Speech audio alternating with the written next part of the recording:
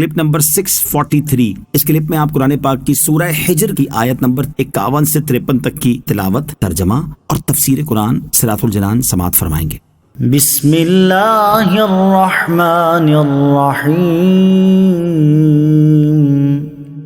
ترجمہ، اللہ کے نام سے شروع جو نہایت مہربان رحمت والا ہے۔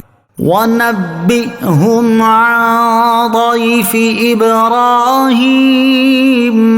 ترجمہ، اور انہیں ابراہیم کے مہمانوں کا احوال سناؤ۔ وَنَبِّئْهُمْ، اور انہیں احوال سناؤ۔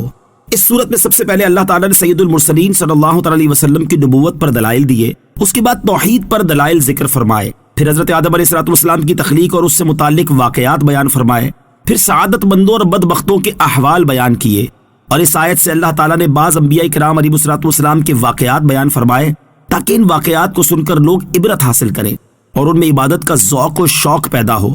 سب سے پہلے حضرت ابراہیم علیہ السلام کا واقعہ بیان فرمایا، پھر حضرت لوط علیہ السلام کا واقعہ، پھر حضرت شعیب علیہ السلام کا واقعہ، اور آخر میں حضرت صالح علیہ السلام کا واقعہ بیان فرمایا۔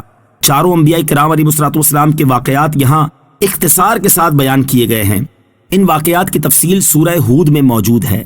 عن ضیف ابراہیم، ابراہیم کے مہمانوں کا، یعنی اے حبیب صلی اللہ علیہ وسلم میرے بندوں کو حضرت ابراہیم علیہ السلام کے مہمانوں کا احوال سنائیں، جنہیں ہم نے اس لیے بھیجا تھا کہ وہ حضرت ابراہیم علیہ السلام کو بیٹے کی بشارت دیں اور حضرت لوط علیہ السلام کی قوم کو ہلاک کریں، تاکہ میرے بندے حضرت لوط علیہ السلام کی قوم پر آنے والے عذاب، اللہ تعالیٰ کی ناراضی اور مجرموں سے لیے گئے انتقام کو دیکھ کر عبرت حاصل کریں اور انہیں یقین ہو جائے کہ اللہ تعالیٰ کا عذاب ہی سب سے سخت ہے۔ یاد رہے کہ حضرت ابراہیم علیہ السلام کے مہمان کئی فرشتے تھے اور ان میں حضرت جبرائیل علیہ السلام بھی تھے۔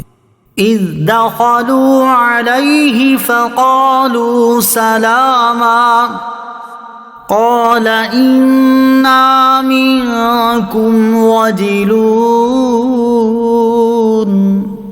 ترجمہ، جب وہ اس کے پاس آئے تو کہنے لگے سلام۔ ابراہیم نے فرمایا ہم تم سے ڈر رہے ہیں۔ اذ دخلوا علیہ، جب وہ اس کے پاس آئے، یعنی فرشتے جب حضرت ابراہیم علیہ السلام کے پاس آئے تو انہوں نے حضرت ابراہیم علیہ السلام کو سلام کیا اور آپ علیہ السلام کی تعظیم و توقیر کی۔ حضرت ابراہیم علیہ السلام نے ان سے فرمایا ہم تم سے ڈر رہے ہیں۔ حضرت ابراہیم علیہ السلام کا مہمانوں سے خوف کھانے کی ایک وجہ یہ تھی کہ وہ اجازت کے بغیر اور بے وقت آئے تھے، اور دوسری وجہ یہ تھی کہ مہمانوں نے ان کا پیش کردہ بھنا ہوا بچڑا کھانے سے انکار کر دیا، اور اس دور میں مہمان کا کھانے سے انکار کر دینا دشمنی کی علامت سمجھا جاتا تھا۔ قالوا لا توجل انا نبشرك بغلام علیم۔ ترجمہ، انہوں نے عرض کیا آپ نہ ڈریں، بے شک ہم آپ کو ایک علم والے لڑکے کی بشارت دیتے ہیں۔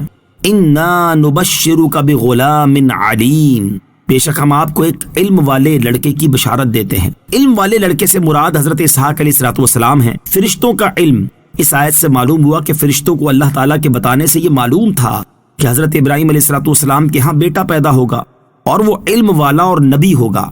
معلوم ہوا کہ اللہ تعالیٰ اپنے مقبول بندوں میں سے جسے چاہے غیب کا علم عطا فرماتا ہے۔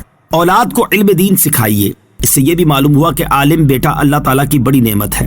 اس میں ہر مسلمان کے لیے نصیحت ہے کہ وہ اپنی اولاد کو دین کا علم بھی سکھائے اور اس علم کو سکھانے میں اس سے زیادہ توجہ دے جتنی دنیا کا علم سکھانے پر توجہ دیتا ہے۔ افسوس فی زمانہ مسلمان دین کا علم حاصل کی ہوئی اولاد جیسی عظیم نعمت کی قدر اور اہمیت کی طرف توجہ نہیں دیتے، اور اپنے بیٹوں میں سے جسے ہوشیار و ذہین دیکھتے ہیں اسے دنیا کی تعلیم دلواتے، اس کے لیے ماہر اساتذہ اور اونچے درجے کے اسکول کا انتخاب کرتے ہیں، اور دن رات دنیاوی علوم و فنون میں اس کی ترقی کے لیے کوششیں کرتے ہیں، اور اس کے مقابلے میں اسے دلوائی گئی دینی تعلیم کا حال یہ ہوتا ہے کہ اسے ان عقائد کا علم نہیں ہوتا جن پر مسلمان کے دین و ایمان اور اخروی نجات کا دار و مدار ہے۔ مسلمان کی اولاد ہونے کے باوجود اسے قرآن مجید تک صحیح پڑھنا نہیں آتا، فرض عبادات سے متعلق بنیادی باتیں نہیں جانتا، نماز روزے اور حج زکوٰۃ کی ادائیگی ٹھیک طرح نہیں کر پاتا، اور یہی وجہ ہے کہ صرف دنیاوی علوم و فنون میں مہارت رکھنے والے اکثر دین اسلام ہی سے بیزار اور اس کے بنیادی احکام پر طرح طرح کے اعتراضات کرتے نظر آتے ہیں۔ یہ تو ہوشیار ذہین بیٹے کے ساتھ طرز عمل ہے، جبکہ اس کے برعکس جو بیٹا جسمانی معذوری یا ذہنی کمزوری کا شکار ہو، اسے دنیا کی تعلیم دلوانی کی طرف توجہ کرنے اور اس پر اپنا مال خرچ کرنے کو بیکار اور فضول کام سمجھتے ہیں، اور اسے کسی دینی مدرسے میں داخل کروا کے اپنے سر سے بوجھ اتار دیتے ہیں۔ اللہ تعالیٰ مسلمانوں کو ہدایت نصیب فرمائے، آمین۔